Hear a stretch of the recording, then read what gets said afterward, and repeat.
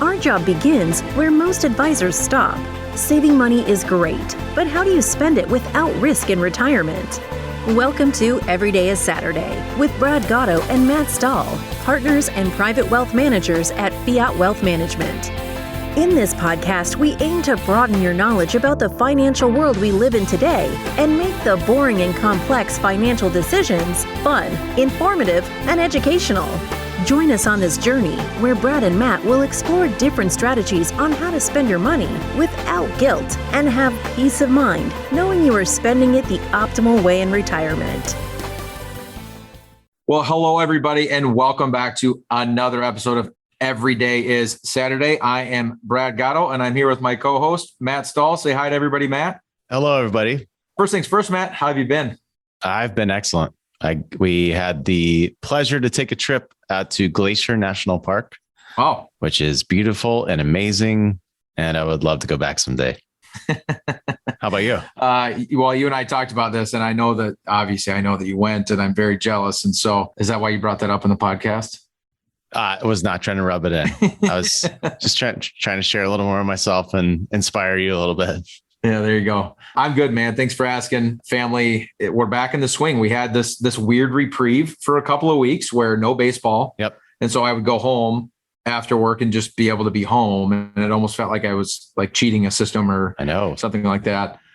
But now we're in football. So football's back. Youth group on Wednesday nights is back. And so school's back. In Minnesota, we lag everything here to post Labor Day, but now that that's happened, I've had to put the white pants away and put the schedule back on. So what are you going to wear every day now?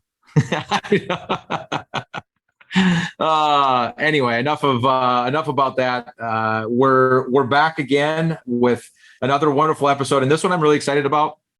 I'm excited about a lot of our episodes, but one of the funnest things we get to do, Matt, is we get an opportunity to introduce everybody else to the rest of the team, so to speak, here at Fiat, the rest of the family. And today we have a guest with us, one of the advisors here at Fiat, Scott Airey. Say hey to everybody, Scott.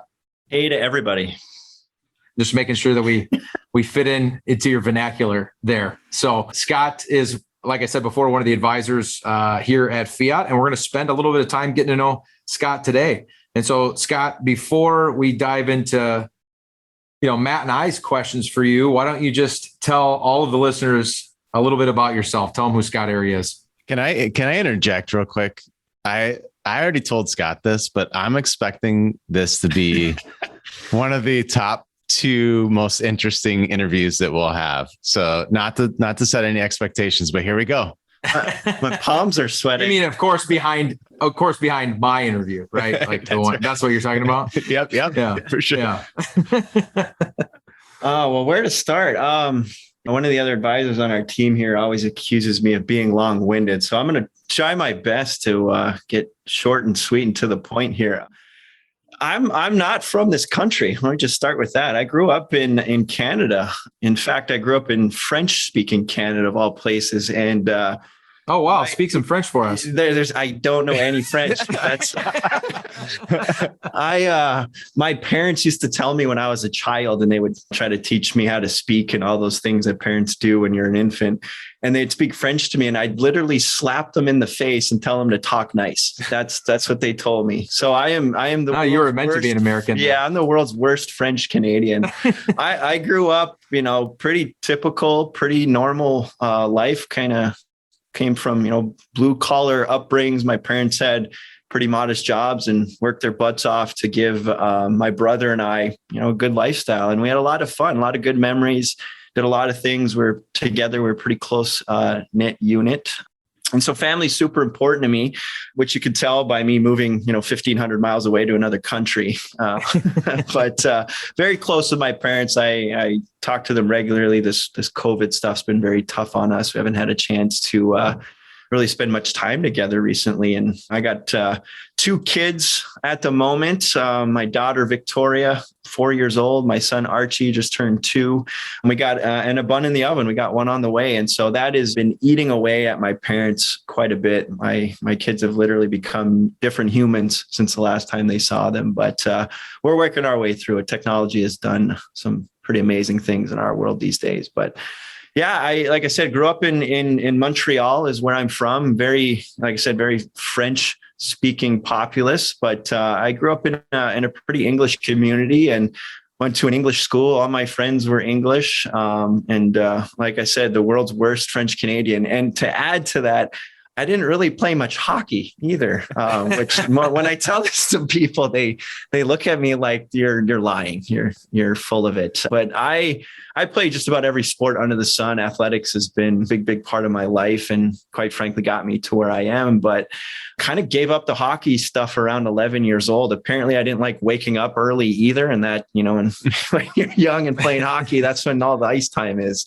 at 7 a.m. And so I think my parents just used that as an excuse for them to not get up early, but we won't. That's for a different podcast. But I spent a lot of my time playing baseball and practicing baseball. It was my first love and my biggest passion. And that's actually what brought me here to the United States. So as far as everything else that went on in my childhood, that was really the biggest part of me. And I just chased a dream. I really didn't have a plan B. Didn't really love school growing up. Did what I had to get good grades and make my way through it as effortlessly and least amount of time as possible so I could get back out and play with my friends. But I was blessed with the ability to throw a baseball really hard. And that's what got me here to the United States. And, I wanted to make $1 million doing that. And that was the dream I chased. And I ended up in, of all places. And I think one of the reasons why I think we get along, why we get along here at Fiat is I ended up in the cornfields of Iowa. I woke up one morning, I got in a car. Everyone around me spoke French. I woke up. Some people call it God's country. Yeah, there you go. I woke up the next day and the corn stalks were like 9 feet tall and I had no idea where I was. And I instantly regretted my decision. Well, I woke up in a small town of Boone, Iowa, where I ended up going to the Des Moines area community college for a couple years. And I had a fantastic time. It's a great YMCA down there in Boone. It's not too bad. There's literally not much else going on in Boone. It's a couple miles west of Ames, which I did not spend a lot of time in. I'm not a big, I don't know if this hurts us or not, but not a big Iowa State fan. I guess go Hawks, if I can there you go. throw that out there for the boys. Yep, we'll take that. But no, I kind of, spent my time in Boone, did what I had to do to try to reach the next level. And while I was down there, like I said, I wasn't really focused on the schooling aspect. I was just trying to get to the next level of my baseball career. And unfortunately, I got hurt. My ability to throw a baseball and what got me to the US ultimately, put me in a place where I had to start making a bunch of different decisions, tough decisions, trying to figure out, what that plan B was. And fortunately enough, I wasn't hurt so bad that I couldn't play anymore, but it kind of started taking away my options and, forcing me down a different direction. And so school became important to me for the first time in a long time and tried really hard to get good grades. And ultimately, that led me to the next level. And I ended up at the University of Northern Iowa. So go Panthers for any of the UNI alumni that are out there listening. Not too many of us, but four people we connected with. 4 or 5. We actually lost 4 viewers or listeners from but yeah, they all tuned out the second you said Canada. Yeah, that's right. Spent some time over in Cedar Falls. Ended up, meeting my now wife Lauren. That's a crazy story. I don't know if we have time for that, but I think just fate brought us together and, has kind of put me in that position for us to meet and, put me on that path. But I met her I think the first night I was in Cedar Falls and we're together going on like 14 plus years now. So very, very glad it all happened the way it did looking back. But like I said, I ended up in Cedar Falls and just tried to keep the dream alive a little bit more and keep my baseball aspirations going. And unfortunately, my arm just never came back to what it was and kind of lost interest. And, the passion that I once had for baseball just kind of fell to the wayside. And, spending time with Lauren and figuring out school was just much more important at that point. So I ended up with a master's degree at the end of the day. And guy that I used to tell my parents, like, C's get degrees, leave me alone about all the studying stuff and get there. But I guess that's the proof. Eventually I turn my energy and commitment towards that, and ended up with a couple expensive pieces of paper that are in my office. They're not hanging up yet. I've yet to hang them in my office. You can tell how much you value them. They're sitting on the floor. I get crap for it all the time, but that's just the way I roll, I suppose. But it's a C effort in displaying. That's right. I put full forth. I put all my effort forth in the things I care about. But another fun fact, I am really bad at hanging things on a wall. If you walk around my house, there's a lot of patch marks and putty all over the place, covered my mistakes of things I've been trying to hang over the years. But I'm really fortunate. I ended up in Iowa. I really enjoyed my time there. I met some wonderful people, and quite frankly, don't think I'd be where I'm at in life without it. So, well, I don't think, just to listen to your story, Scott, I don't think you were ever meant to be Canadian. I don't know how you grow up. I wasn't speaking area, and you don't speak French. You didn't like hockey. You like America's favorite pastime of baseball. Right. It was leading you here. You're obviously meant to be here. His favorite dessert is apple pie. Yeah, he checks all the boxes. It's chocolate cake all the way, Matt. I'm not a huge fan of apple pie, but there you go. That's the Canadian. There you go. Yeah, is chocolate cake Canadian?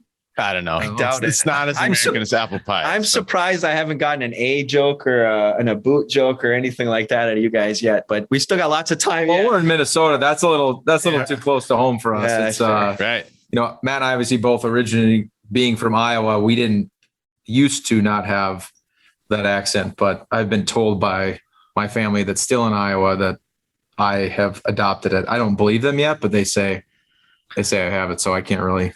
Yeah, I don't have an accent. I don't have an accent because everyone around me had the French Canadian thing going on, but every once in a while, and this bugs me to this day, like a certain word will come out of my mouth and everyone will turn and look at me and be like, "Are you Canadian?" And I'll have to own it because there's just no denying it. And there's certain things like I used to say process instead of process. Very I like that. I think that's something stuff like that. That's what I got. Smart. I didn't know that was Canadian. I would have guessed, UK. Sure. European. I don't know. I said process growing up. And so process. I kind of like that. I'm going to do that. It got bullied out of me. It came to the US. Well, all you Iowans just picked on me so bring much. It back. Bring it back. Bring it back process. So we got birth to college. So how did you go from Iowa getting a master's to being in the financial services industry? Awesome. Another good question. I think, again, I've just kind of left a lot of things in my life up to, fate, to be honest. Let's just kind of let things happen the way that meant to be, so to speak. And I didn't actually go to school, for finance. I spent some time in business and, got some formal education there, but my master's degree is actually in a field called kinesiology. And I have an emphasis in biomechanics. And so kinesiology is the study of human movement, and biomechanics is really just kind of the physics behind all of that. So my background was really heavily focused on, how to make the human body, more efficient, how to make it run faster, jump higher, become more injury resistant. And that all came to light because back when I was at UNI and, like I said, kind of searching for plan B and wasn't really focused on the baseball aspirations anymore. I was like in the training room trying to fix my arm so much that I just started learning things and kind of became obsessed with how to fix my own body. And I was like, shoot, I might as well get a degree for doing this. I'm already spending a lot of time and, this other education I'm doing and not really interested in. And so that's what I got my degree in. And I spent early on in my professional career training high level athletes. And I guess I was fortunate enough that, when in between where I am at now in life and graduating college, there's a lot of logistics involved and trying to figure out marriage with Lauren and going back and forth to Canada. It was kind of a nightmare. It was a weird time in my life, but I ended up, very fortunately getting connected with, some really good training facilities. And because of my background and, I guess just level of my baseball career, I just knew a lot of high level athletes. I had a lot of friends that were, professional hockey players, professional baseball players, some guys that played like in the CFL, I don't know how good that is at the end of the day, but it's professional sports nonetheless. D2 college, basically. Something like that. But I was just in the circles of high level athletes. And so I was fortunate enough to get connected to those circles. And that led me down some cool pathways. And I was training a lot of, NHL caliber players, had the fortunate ability to train some like NHL all-stars and things of that nature. And I was kind of bouncing back and forth between Toronto and Montreal, just trying to make some money and build my career and make it all worth the time and energy I put into it. And then ultimately I gave it all up for love.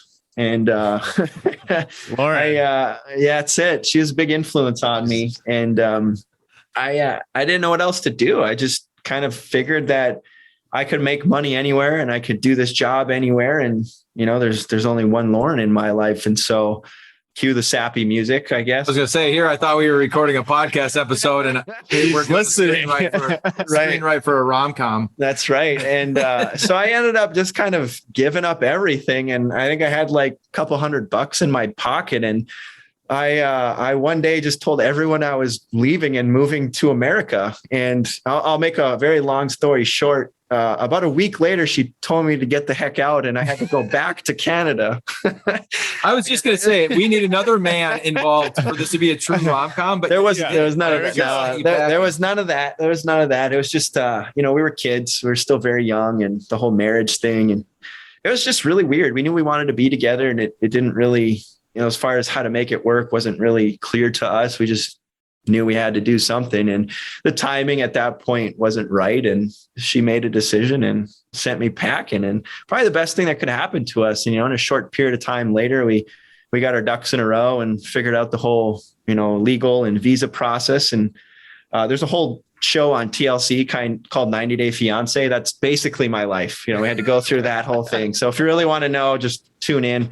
We probably could have got on TV and did some, I don't know if they make money or not, but that would have been pretty cool to be on TLC for something like that. But anyways, I ended up here in the US a short period after, and wasn't allowed to work. Like legally, the whole immigration process took its time. And before I was allowed to make some money and pay taxes and do all that stuff that people that are allowed to legally stay in the country have to do, it took a while. And so I was just kind of bumming around a little while and trying to keep busy and not be kind of a drain on society. So I took the opportunity to go and like quote unquote intern, which was a huge step back in my life. It was really weird.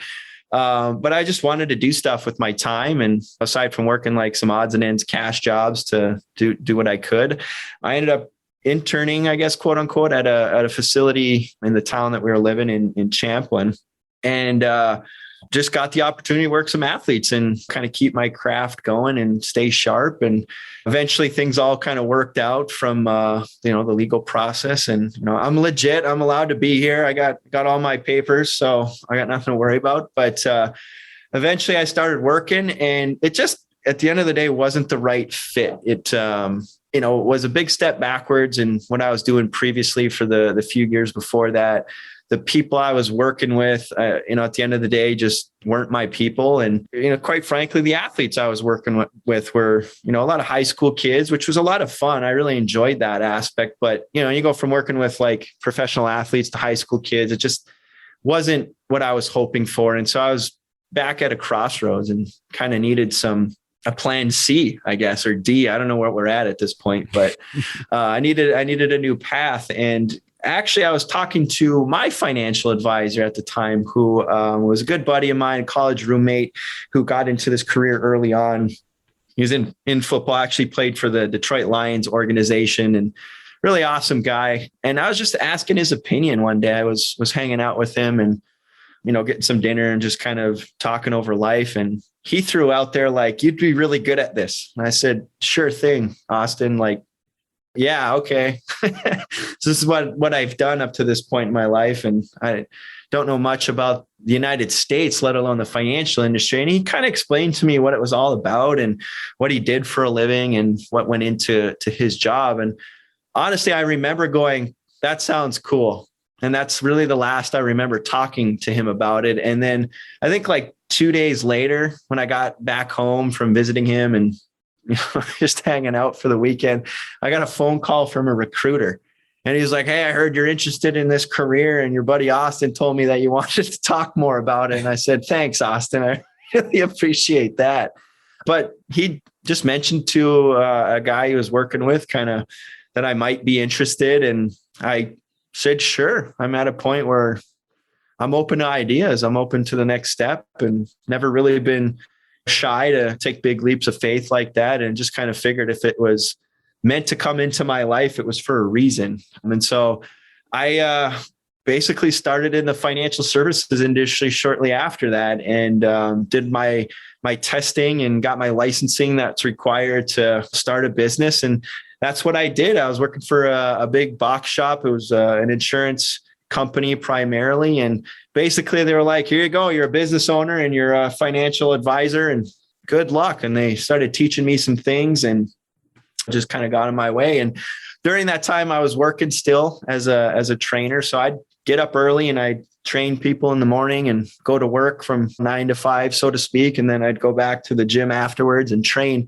because you guys know, and as I'm sure, a lot of our listeners understand, it's a tough industry to start in and make it in and build a business with. It requires knowing a lot of people and knowing some very intricate details to some very confusing and tough topics related to finances. And, I was tailor-made for it. Canadian kid that knew nobody, that had no understanding of the United States financial system, that just kind of jumped in head first without thinking through the consequences, so to speak. But here I am, made it work. And so I was with, Mutual of Omaha was the company I was with for about 5 years.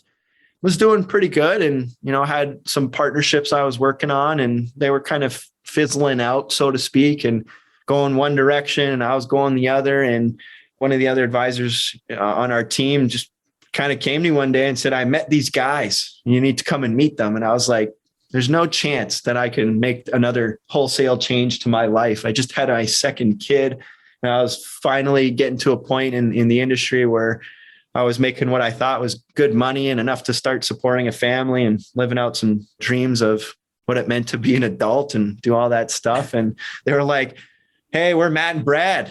Wait a second. I'm getting to it. I get into it. Okay. I know what you're going to say. I'm getting to it.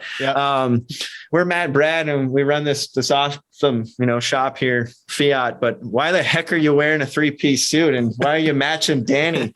I'll never forget that day that we met. I showed up trying to dress to impress, was what I was told. And for anyone that knows these guys and how things work here at Fiat, I'm surprised they even still talk to me after that. So, but I thought it was pretty funny that we randomly showed up wearing the same color 3-piece suit, and it wasn't planned. I just thought it was absolutely hilarious, and I'll never live it down with you guys. I know that for a fact. So this is true. First impressions are everything, Scott. Yeah. That's what sticks in people's heads, That's sure.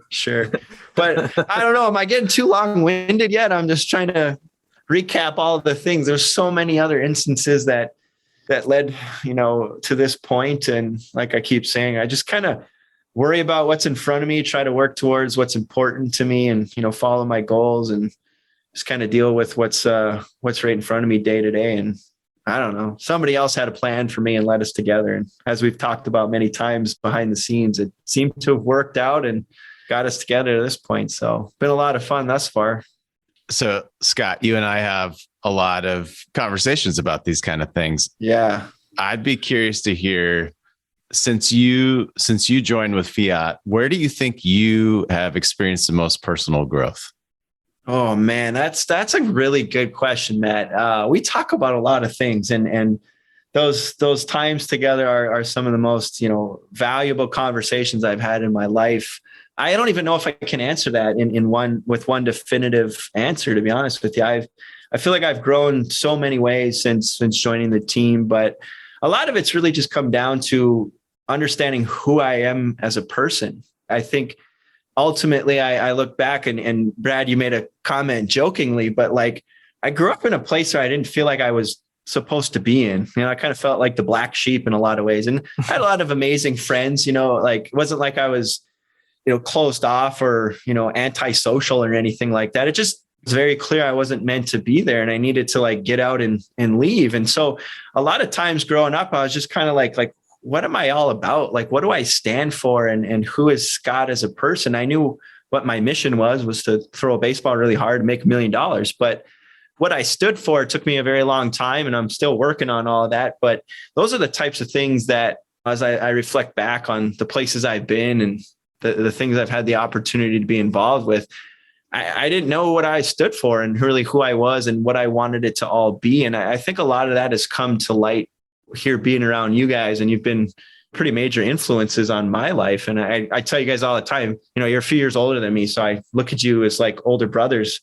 And so it's a lot of just, growth about understanding like who Scott is, what I stand for, what my missions in life are, and, what my purpose is ultimately. And I laugh about it because, growing up, one of the quotes or the sayings that really has stuck with me, and I think will really be one of the definitive meanings in my life, is something my dad always said to us, was an old Shakespeare quote, "To thine own self be true." And I was always like, yeah, like let's live to that. And here I am talking to Matt Stahl one day, and he's like asking me these questions about who I am and what I stand for. And I'm like, I'm full of crap. Like I have no idea what I am and who I am and all of these things. So there's so many more things. I think I could talk all day about that sort of thing and really have a lot of fun getting into the inner details of who Scott is. But that would be it. Those types of topics, just from a personal growth perspective, I think has really come to light. Been a rough couple of years, I think, in the grand scheme of the world. I've had a couple babies, which has been a lot of fun, but those that are listening that have young children, it's a lot of work. And if any of you get a chance to meet my children, they have more energy than anyone I've ever met. And so they keep us on our toes. And so just dealing with that, and a lot of change in my life as made the last couple of years, obviously with COVID and everything going on around the world, pretty crazy. And so it's been very centering and grounding to be around our team and our office. And yeah, it's changed me in so many ways, and just very, very grateful for whoever and whatever got us together. Yeah. So after all kind of your experiences in the industry, Scott, what is kind of your favorite part about what you do? Favorite part about being an advisor? Yeah. And we were talking about this the other day, Brad, maybe not directly in this aspect, but I like to think as we were talking about, my greatest strength is my greatest weakness. And I really, like, this is going to sound super cliche. Like, I just care a lot. Like the people we work with and what we do for a living as advisors, when we're talking about the complicated nature of dealing with finances, most people, more than that, the vast majority of people were not taught about money. And what we know comes from typically a very small circle of influences.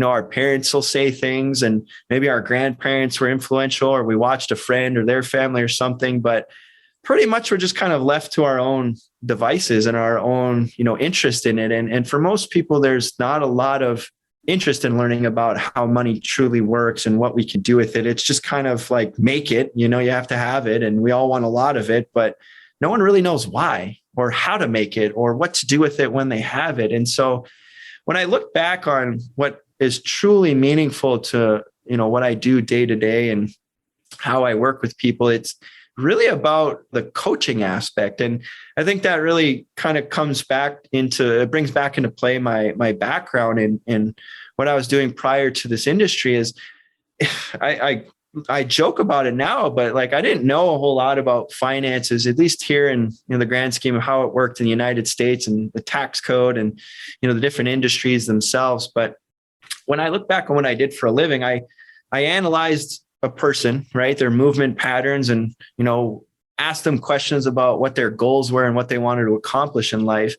And then really what I did was, after analyzing their movements, was figure out where the deficiencies were. Where were they lacking? Where were they susceptible to injury? Like, why couldn't they run faster, jump higher, all of these things?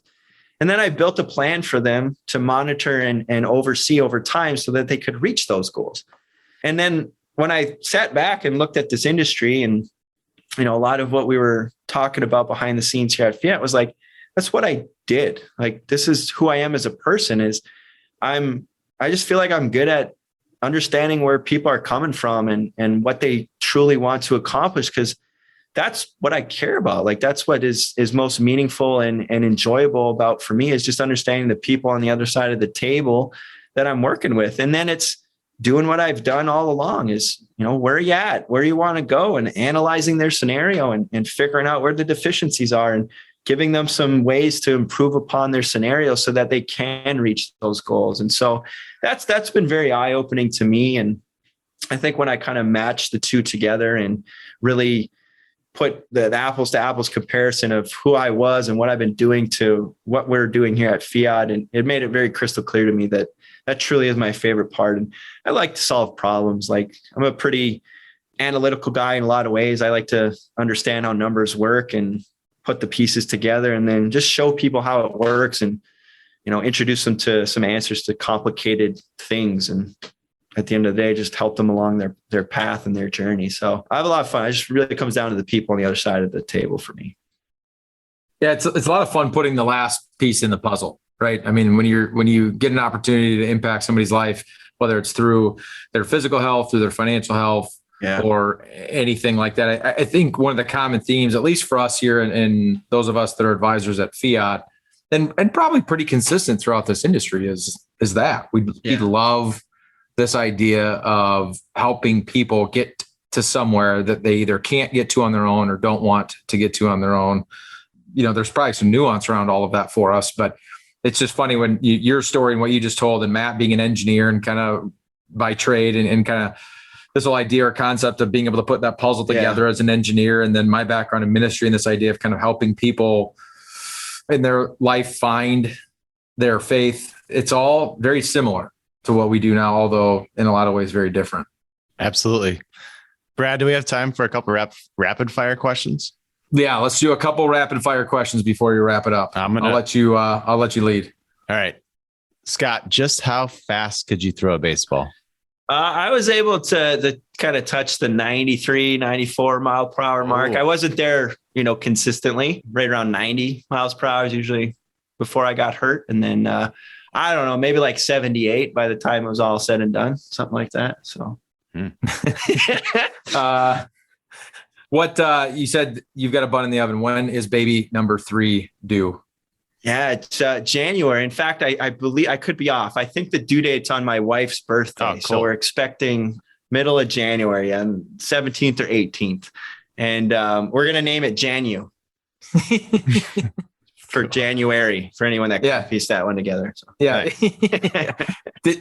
Does that make life easier for you or harder for you if it's born on your wife's birthday? So much easier. Yeah, those dates and things like that I struggle with. So if I have one last birthday to remember, then that's good. Good for me. I have one last question. We tell you that we're going to pay for a trip for you and Lauren to go somewhere. Where are you guys going? Switzerland. Oh, cool. You going to tell your joke here, Matt, or? Yes. The best part about living in Switzerland, Scott. You've said this to me a number of times. I can't remember it. I don't know, but the flag's a big plus. That's it. We had some good dad jokes going around this morning. That was fun. That was fun. A lot of dads in the office. Last question. If you had your last meal, what would you pick? Ooh, man. Should I say poutine for all my French Canadians out there? That's what I was expecting. Oh, man. No, you guys won't like this because you've told me this in the past, but I'd probably have all I can eat sushi. Well, I love sushi. I just don't like the concept of all you can eat. Yeah. Well, I mean, I can't warrant the expense of going to eat good quality sushi with the amount of sushi I'd have to eat. It's going to cost me $300 for that bill. So yes, I would at this point today, my answer might change, but I love me some sushi. And I would eat as much as I could before I died. Okay. I know I said that was the last question, but as we wrap up, Scott, I do have one more. As when you think forward from today forward, and the idea or thought that prospective families that you want to work with or partner with down the line might listen to this to figure out a little bit more about Scott, is there anything that you want to tell them that we didn't get out in this podcast already? Oh man, I mentioned before, like family is super important to me. And what's oddly enough is I come from a really small family. In fact, and we even went through a period of time where we were rifting and I didn't see my cousins or my aunts or uncles for a number of years.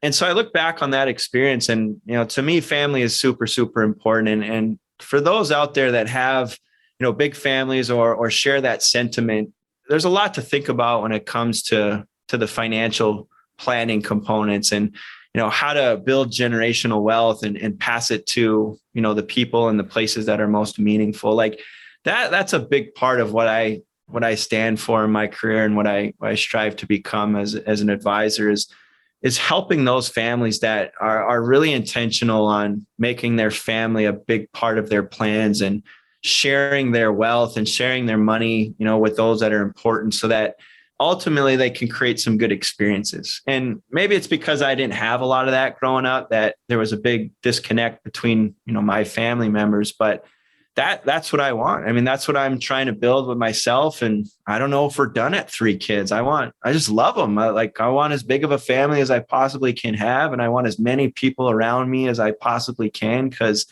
at the end of the day, all I really want to do at any given moment is what I want with who I want, where I want. And at this point, I want to be in Switzerland with my family playing golf, like that just seems like eating sushi, like the most un-Canadian answer ever. So yeah, that's what moving forward, I want to be around those people that, you don't have to like golf or sushi or any of that stuff, but, that truly care about their family and want to do good by their wealth and make sure that they're all incorporated. So good stuff, brother. That's a great place to leave it. The most un-Canadian we've ever met. Sounds pretty good, eh? Scott, thanks for joining us today. Greatly appreciated listening to your story, how you got here. You've been a wonderful part of the family here at Fiat and can't wait, frankly, to see kind of how your business continues to evolve and grow and the families that you work with and how you care about them. It's just fun to watch. So thanks for being with us today. As always, everybody, thank you so much for listening in to Every Day is Saturday. If you want to reach out to us here at Fiat, our website is going to provide you all of the information that you need. And you can find us at www.fiatwm.com. As always, as well, please subscribe to the podcast if you have not done so already so that you do not miss an episode. And we would absolutely love it if you would share it with your friends and your loved ones. I'm Brad Gotto, here with my partner again, Matt Stahl. I wasn't going to let you have it. We'll see you guys. We'll see you guys next Saturday. Thank you for listening to Every Day is Saturday. Click the subscribe button below to be notified when new episodes become available. The information covered and posted represents the views and opinions of the guest and does not necessarily represent the views or opinions of Fiat Wealth Management or Foundation's investment advisors. The content has been made available for informational and educational purposes only. The content is not intended to be a substitute for professional investing advice. Always seek the advice of your financial advisor or other qualified financial service provider with any questions you may have regarding your investment planning.